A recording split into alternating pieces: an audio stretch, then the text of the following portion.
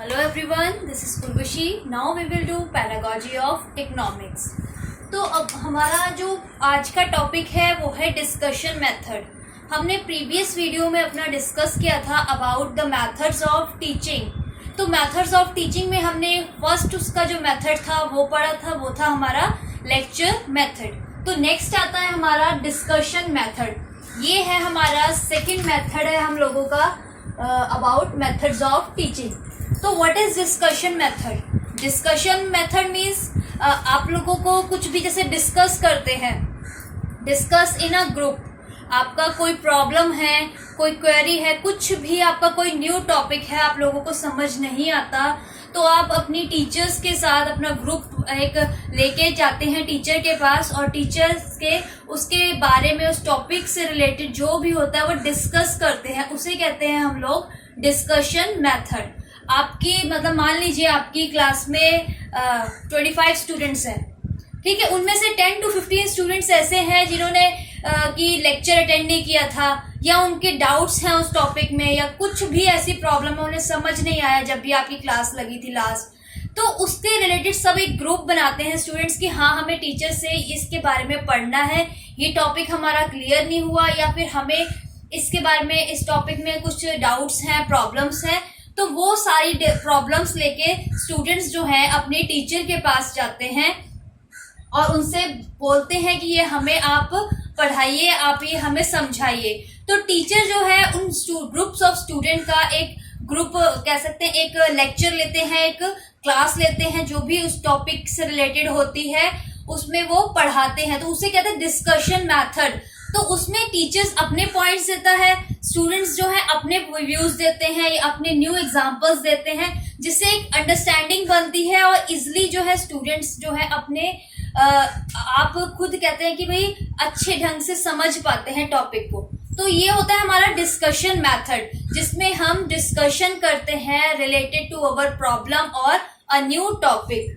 तो discussion is a constructive process in involving listening, जिसमें listen सुनते हैं हम लोग, थिंकिंग सोचते हैं, as well as speaking. Listening, thinking as well as speaking ability of the student.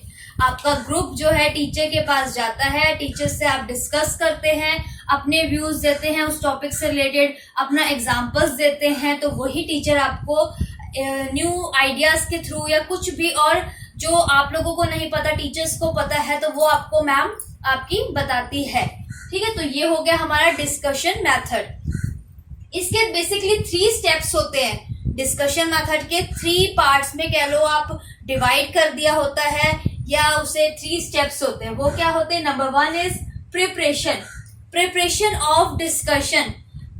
Discussion करने से पहले हमें टीचर्स को प्रिपरेशन करनी होती है बहुत सारी, ठीक है. प्रिपरेशन में क्या हो गया, मान लीजिए आप की प्रिपरेशन में टीचर्स को एक क्लास चाहिए, अपने क्लास में कितने नंबर ऑफ स्टूडेंट्स हैं उसी के अकॉर्डिंग चेयर्स है या नहीं, ये सब चीजें जो प्रिपरेशन करनी है डिस्कशन में, वो सब चीजें माइंड में रखनी पड़ती हैं. उसके बाद क्या टॉपिक है, ठीक है, उस टॉपिक को कैसे समझाया जा सकता है, तो वो सारे 8 मटेरियल जो होते हैं वो क्लासरूम में होने चाहिए. जैसे कि आपकी चार्ट्स हो गए या मैगजीन्स, न्यूज़पेपर, इनसे रिलेटेड सभी चीजें आपकी डिस्कशन से रिलेटेड क्लास में होनी चाहिए. चौक, डस्टर, कुछ भी है वो सभी चीजें क्लास में अवेलेबल होनी चाहिए कि कोई भी प्रॉब्लम ना हो वाइल डिस्कशन, ठीक है. तो प्रिपरेशन में क्या आता है, टॉपिक मैम अपनी जो एक आपकी टीचर है वो क्लासरूम में एक सेट करेगी कितने मेरे नंबर ऑफ स्टूडेंट्स हैं, उनकी स्ट्रेंथ के अकॉर्डिंग क्लास है या नहीं, उसमें चेयर टेबल की अवेलेबल है, उसके बाद वहां पे ब्लैक बोर्ड या फिर जो भी चीजें मटेरियल टीचर्स को चाहिए होता है डिस्कशन के लिए, वो सभी चीजें अवेलेबल होनी चाहिए. नेक्स्ट आ जाता है हमारा कंडक्टिंग ऑफ डिस्कशन, कि डिस्कशन जो है वो कैसे कंडक्ट करनी है, कैसे लेनी है, कंडक्ट कैसे करेंगे. सबसे पहले इसके सब पॉइंट्स है. Number 1 is orientation. ओरिएंटेशन में आ जाता है हमारा मान लीजिए कि जैसे हो गया हमारा कि क्लास रेडी है, आपने पहले प्रिपरेशन कर ली, ठीक है. प्रिपरेशन ऑफ द डिस्कशन में आपने की सारी चीजें अपनी क्लास में अवेलेबल कर ली, सब चीजें होगी. तो ओरिएंटेशन में भी हम सब चीजें देखेंगे सबसे पहले कि क्या हमारी क्लास रेडी है या नहीं. नेक्स्ट आ जाता है हमारा प्रोवाइड वैलिड प्रोसीजर्स। कौन कौन से प्रोसीजर, क्या प्रोसीजर चाहिए, क्या चाहिए, वो प्रोसीजर पूरा देखना चाहिए, प्रोवाइड होना चाहिए क्लास में। नेक्स्ट है अनाउंस द डिटेल। सारी डिटेल स्टूडेंट्स को बतानी पड़ती हैं कि आपका ये टॉपिक है, इसके बारे में हम लोग पढ़ेंगे, या आपकी क्लास में नंबर ऑफ स्टूडेंट्स कितने हैं, किनको क्वेरीज हैं, किन्होंने लास्ट लेक्चर हमारा अटेंड नहीं किया था, तो उसमें आ जाता है ये। नेक्स्ट आ जाता है एनालिसिस।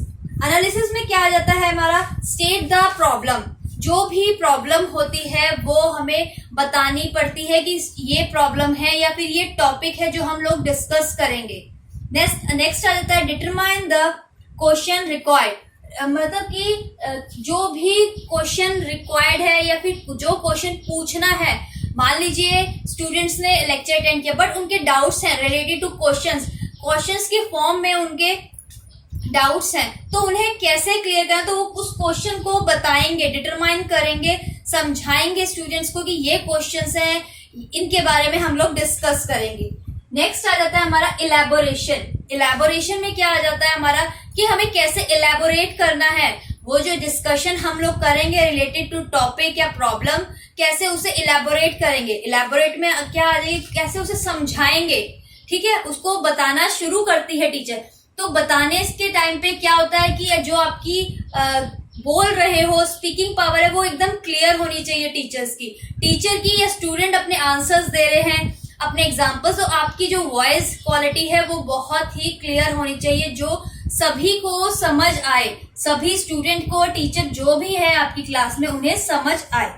रिस्पेक्ट अदर कॉन्ट्रीब्यूशन, मतलब कि कह सकते हैं कि ये नहीं है कि आपके टीचर ने सुन लिया या फिर जो आपका फ्रेंड है वो कुछ बता रहा है, कुछ एग्जाम्पल दे रहा है, या टीचर को बताते बताते मैम से क्वेश्चन पुट करता है कि मैम अभी ऐसे इसका आंसर ये भी हो सकता है, तो उसकी जो बता रहा है ये नहीं कि उसका मजाक बनाए, क्या पता वो गलत बता रहा हो, तो टीचर की कह सकते हैं कि हमारे टीचर को उसको समझाना, लेकिन जो उसके अलग फ्रेंड्स होते हैं उसका मजाक नहीं बनाना चाहिए किसी भी स्टूडेंट का। वो गलत आंसर दे रहा है या सही आंसर दे रहा है, इसमें कि मजाक किसी को बनाना नहीं चाहिए, ठीक है। तो ये हो गया हमारा रिस्पेक्ट। जो भी अदर दूसरा बंदा कोई भी कंट्रीब्यूशन देता है वाइल डिस्कशन, उसका कोई मजाक नहीं बनाना चाहिए, उसकी रिस्पेक्ट करनी चाहिए कि उसने कुछ तो बोला, कोई तो आइडिया दिया, चाहे गलत ही दिया, मतलब कि वो अटेंटिवली सुन रहा था तभी तो उसने कोई आइडिया दिया, ठीक है। नेक्स्ट आ जाता है हमारा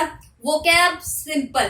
जो वोकैबुलरी होती है, कोई भी प्रोनाउंसिएशन या वर्ड जो आपको डिस्कस कर रहे हैं, बता रहे हैं, वो सभी की सभी चीजें सिंपल होनी चाहिए, जो इजिली स्टूडेंट्स के माइंड में अंडरस्टैंड हो जाए, समझ जाए, इजिली समझ जाए स्टूडेंट्स। ये ना हो कि कुछ स्टूडेंट्स होते हैं इंटेलिजेंट होते हैं, कुछ होते हैं थोड़े एवरेज स्टूडेंट होते हैं, तो वो जो आपकी वोकैबुलरी होती है क्लास में या फिर जो भी आप समझा रहे हैं वो एक सिंपल होनी चाहिए, जो एवरेज स्टूडेंट भी जो है वो भी इजिली समझ सके, ठीक है। और उसके बाद नेक्स्ट पॉइंट आ जाता है here what other person says.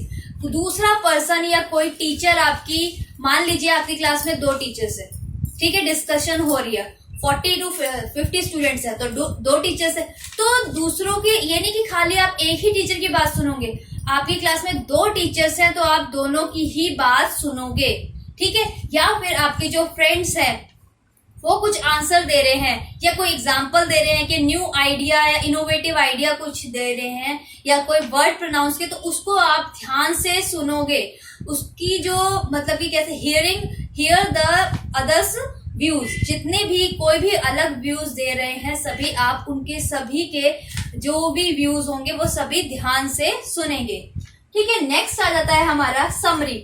Summary में क्या आ जाता है हमारा, it indicates divergent point of view. Divergent point of view जो होता है वो इंडिकेट करते। समराइज मीन्स जो भी है सब चीज समराइज कर दी, जो क्वेश्चंस थे उनको एग्जैक्ट बताया, एक दूसरे की बात सुनी, तो जो फाइनल जो हमारा निकला डिसीजन, क्या भी ये क्वेश्चन था, मान लीजिए इसका ये आंसर था, सभी के आंसर को मिक्सअप करके जो हमारा रिजल्ट निकला उसका आंसर क्या निकला, ठीक है। सभी ने अपने एग्जांपल्स दिए, व्यूज दिए, जो बेस्ट होता है उसमें कैसे समराइज कर देते हैं हम अपने आंसर को। स्टेट मेजर, जितनी भी मेजर जनरलाइजेशन थी उनको समझाया कि ये मेन पॉइंट्स हैं। उसके बाद हाईलाइट द कंक्लूजन। लास्ट में जब भी आप कोई क्वेश्चन करते हैं, आपके बुक्स में भी ये मेंशन होता है कि आपने कंक्लूजन जरूर देना होता है।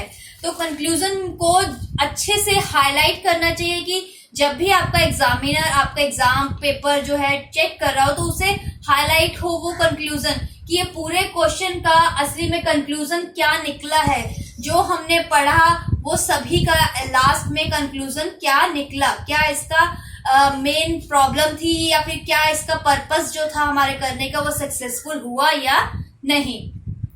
ठीक है, तो ये हो गए हमारा 3 स्टेप्स। हमारा लास्ट आ जाता है इवेल्युएशन।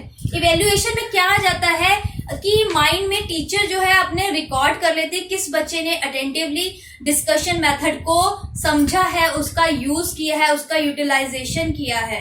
कैसे हर स्टूडेंट के जो कहते हैं ना कि भाई टीचर का ध्यान अपनी क्लास के 50 हो, 40 स्टूडेंट्स हो, 50 स्टूडेंट्स हो, सभी पे रहता है कौन सा बच्चा कैसा है। ठीक है, तो आपने क्या करना, मतलब कि इसका इवेल्युएशन का मतलब होता है कि फाइनल रिजल्ट टीचर ने क्या निकाला है, कि सभी स्टूडेंट का क्या इंटरेस्ट था इन regarding in the discussion method. Discussion हुई क्लास में तो जितने भी सारे स्टूडेंट्स थे उन्होंने ढंग से समझा, कितने क्वेश्चंस किन्होंने पुट करे, या टीचर ने जो क्वेश्चंस पूछे जो भी आपके क्लास में डिस्कस हो रहा था उससे रिलेटेड कितने स्टूडेंट्स ने अटेंटिवली उसका आंसर सही दिया है, या कितने स्टूडेंट ने कोशिश करी है उसका आंसर देने की। ठीक है, तो इसका मतलब होगा इवेल्युएशन का मतलब ये हो गया। नेक्स्ट आते हैं हम लोग अपनी एडवांटेजेस पे। What are the advantages of discussion method. तो जो फर्स्ट एडवांटेज है हमारी यूटिलाइजेशन ऑफ टाइम, इसमें आ जाता है कि जो जितने भी स्टूडेंट होते हैं अपने, मान लीजिए आपकी क्लास में टीचर नहीं है, वो अभी मतलब लेक्चर स्टार्ट होने में या क्लास स्टार्ट होने में आपके 5 to 10 मिनट्स है, तो जितने भी स्टूडेंट है अपने साथ फ्रेंड से, अपना कोई भी अलग स्टूडेंट है कोई भी कि जिसको पता है इस टॉपिक से, तो अपने उस टाइम को यूटिलाइज करते हैं एक दूसरे से पूछ के कि ये टॉपिक मैम ने करवाया था, इसमें मेरा थोड़ा डाउट है, या इस बारे में डिस्कशन करेंगे, या अपने पॉइंट्स इकट्ठे करते हैं, डिस्कशन करते हैं, अपने टाइम को वेस्ट नहीं करते हैं बिल्कुल भी। जितना भी टाइम उन्हें मिलता है क्लासरूम में या वैसे कभी भी फ्री टाइम जो उन्हें मिलता है, तो उसमें वो अपने टॉपिक से रिलेटेड बात करते हैं कि ये हमें समझ आ गया, ये तो बहुत इजी था, नेक्स्ट जो पार्ट है ये समझ नहीं आया, तो नेक्स्ट आपका हमारा जो भी डिस्कशन होगी टीचर्स के साथ वो हम इसमें डिस्कस करेंगे। ठीक है, नेक्स्ट आ जाता है पार्टिसिपेशन ऑफ एवरीबॉडी। जितने भी क्लास में स्टूडेंट्स होते हैं उन सभी को पार्टिसिपेशन करना होता है। टीचर किसी का मन है नहीं है, टीचर की जो ड्यूटी कह लो ये होती है, टीचर सभी का इंटरेस्ट क्रिएट करती है कि जो पढ़ने का मन भी नहीं है स्टूडेंट का, तब भी टीचर की रिस्पॉन्सिबिलिटी ये होती है कि उसका इंटरेस्ट क्रिएट करे, कि वो भी क्वेश्चंस पूछे, चाहे गलत ही आंसर दे बट उसका क्वेश्चंस पूछे और आंसर दे उसका। ठीक है, तो participation of everybody is necessary. Made interest, आप डिफरेंट एग्जांपल्स देते हैं, कोई न्यू आइडियाज देते हैं, तो जितने भी स्टूडेंट्स हैं उन सबका इंटरेस्ट बढ़ता है इन दैट डिस्कशन। नेक्स्ट आ जाता है हमारा student communicate with other group members. जितने भी ग्रुप मेंबर्स होते हैं, स्टूडेंट्स जो है in the absence of teacher अपने डिस्कशन करते हैं उन अदर्स, जितने भी ग्रुप में आपके स्टूडेंट्स होते हैं, आपके जितने भी मेंबर्स होते हैं आपके ग्रुप में, उन सभी से डिस्कस करता है रिगार्डिंग द टॉपिक कि ये प्रॉब्लम है। जैसे मैंने आपको बताया कि टाइम जो है वो वेस्ट नहीं करते सारे स्टूडेंट्स। ठीक है, नेक्स्ट है स्टूडेंट प्रोग्रेस। स्टूडेंट की प्रोग्रेस इससे पता चलती है कि स्टूडेंट कितना इंटरेस्ट लेके काम किया, स्टूडेंट ने कितनी अंडरस्टैंडिंग हुई उसके टॉपिक से रिलेटेड, कितना मतलब कि स्टूडेंट की प्रोग्रेस रिपोर्ट जो है, जो टीचर्स है आपकी मोस्टली डिस्कशन मेथड्स के अकॉर्डिंग भी बनाती है कि स्टूडेंट प्रेजेंट था क्लास में या नहीं, उसका एब्सेंस ऑफ माइंड तो नहीं था कि फिजिकली और मेंटली वो क्लास में प्रेजेंट था या नहीं। ठीक है, नेक्स्ट आ जाता है हमारा फ्लेक्सिबल मेथड। तो बेसिकली क्या होता है, जैसे ये हमारा डिस्कशन मेथड है, बहुत ही ज्यादा फ्लेक्सिबल होता है, इसमें कोई प्रॉब्लम नहीं आती है, बहुत ही कम कह सकते हैं ये प्रॉब्लम आती है कि जिससे टीचर जो है इजिली इसे डिस्कस कर लेती है। स्टूडेंट्स का इंटरेस्ट होना चाहिए सभी से रिलेटेड। तो ये हो गई हमारी एडवांटेजेस। एडवांटेजेस में क्या क्या आ गया हम लोगों का कि स्टूडेंट जो है इंटरेस्ट के साथ अपना वर्क करते हैं, जो भी अपना मतलब टाइम वेस्ट बिल्कुल भी नहीं करते हैं। ठीक है, तो ये हो गया हमारे एडवांटेजेस। नेक्स्ट हम बात करते हैं अपनी डिसएडवांटेजेस के बारे में। डिसएडवांटेजेस क्या होती हैं हमारे डिस्कशन मेथड की। Number 1 is group dynamic. Group dynamic क्या हो गया, इसका मतलब हो गया कि जो ये हम मोस्टली ग्रुप में ही करते हैं।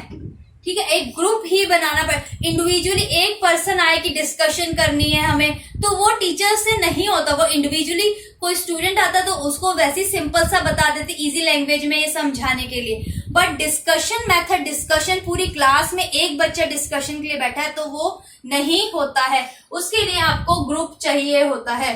ठीक है, नेक्स्ट आ जाता है हमारा not applicable for individual. Not applicable आपको लोगों को जैसे मैंने बताया एक पर्टिकुलर स्टूडेंट के लिए, इंडिविजुअल के लिए ये नहीं होता है। इसके लिए आपको ग्रुप ऑफ स्टूडेंट्स चाहिए होते हैं। ठीक है, ये नहीं है कि 2 स्टूडेंट आके या 1 स्टूडेंट आके आपसे कहे कि डिस्कशन करनी है मैम, आप आइए क्लास में और डिस्कशन कीजिए, ऐसा नहीं होता क्रिश। डिस्कशन मेथड आपका वर्ड से ही क्लियर होता है कि आपको डिस्कशन करनी है in the group of people. Group होना चाहिए पूरा 10 to 20 का हो, 50 स्टूडेंट्स का हो, जिससे इंटरेस्ट बने टीचर का भी पढ़ाने में और आपके स्टूडेंट्स का भी, सभी का इंटरेस्ट बने। एक स्टूडेंट को मैम पढ़ाएगी, ठीक है, उसे नहीं पता उसे उसके बारे में या उसकी प्रॉब्लम है, तो वो इजिली एक स्टूडेंट को तो मैम कहीं पर भी बिठा के या फिर इजिली कहीं पर भी कैसे भी सॉल्व करवा देगी। ठीक है, लेकिन अगर बहुत सारे स्टूडेंट होते हैं तो टीचर्स का भी इंटरेस्ट बनता है आप लोगों को पढ़ाने का। बहुत सारे अपने अपने व्यूज देते हैं, टीचर्स अपने व्यूज देती है। ठीक है, ये जो डिस्कशन मेथड होता है सिंगल एक ही स्टूडेंट के लिए नहीं होता। नेक्स्ट आ जाता है हमारा टाइम कंज्यूमिंग। टाइम लगता है, बहुत ज्यादा टाइम लगता है। डिस्कशन जो है किसी भी टॉपिक के बारे में है, कोई कह रहा है, कोई अपने आर्ग्यूमेंट्स देता है स्टूडेंट, कोई फेवर में बोलता है उस टॉपिक से रिलेटेड, तो इसमें क्या होता है कि जो टाइम लगता है बहुत ही ज्यादा लगता है। ठीक है, ये नहीं है कि 5 to 10 मिनट्स में आपकी डिस्कशन हो जाएगी। नो, आपके 40 to 50 मिनट्स और हार्डली 1 आवर भी आपका डिस्कशन जो होता है क्लास में चल सकता है या चल जाता है। कभी कभी आपका 5 to 10 मिनट्स या 15 मिनट्स का डिस्कशन नहीं होता। आपकी क्लास में 30-40 स्टूडेंट्स हैं तो वो सभी अपने व्यूज देते हैं, टीचर अपने व्यूज देती है, तो उसमें एटलीस्ट 40 to 50 मिनट्स आपके लगते हैं। नेक्स्ट आ जाता है हमारा not applicable for junior classes. Junior classes के लिए ये एप्लीकेबल नहीं होता है। जैसे जूनियर स्टूडेंट्स होते हैं मान लीजिए, ठीक है, उनका क्या up to 5th to 6th के लिए ये एप्लीकेबल नहीं है ये मेथड।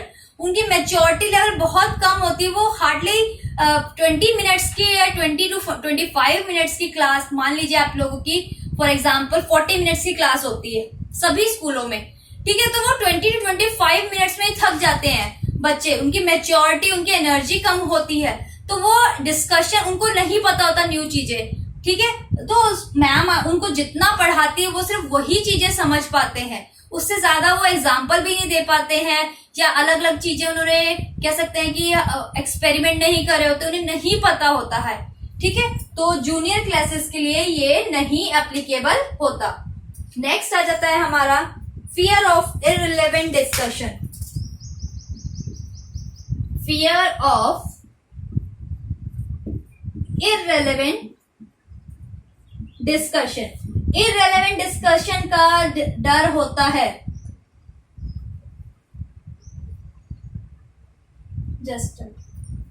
इररिलेवेंट डिस्कशन का डर रहता है, फियर रहता है टीचर्स को, टीचर्स हो या स्टूडेंट्स हो, कि कोई भी प्रॉब्लम हमें आ जाती है। मान लीजिए कि आप टीचर पढ़ा रही है कोई टॉपिक, कोई बच्चा उसके फेवर में बोल रहा है, कोई उसके आर्ग्यूमेंट में बोल रहा है, तो इसमें प्रॉब्लम आ जाती है। ठीक है, तो इररिलेवेंस of fear discussion, irrelevant discussion में फियर बहुत ज्यादा होते हैं। तो ये हो गया हमारा डिस्कशन मेथड का टॉपिक कंप्लीट। आप लोगों को इसमें कोई डाउट हो तो आप लोग मुझे मैसेज कर दीजिएगा। Thank you everyone.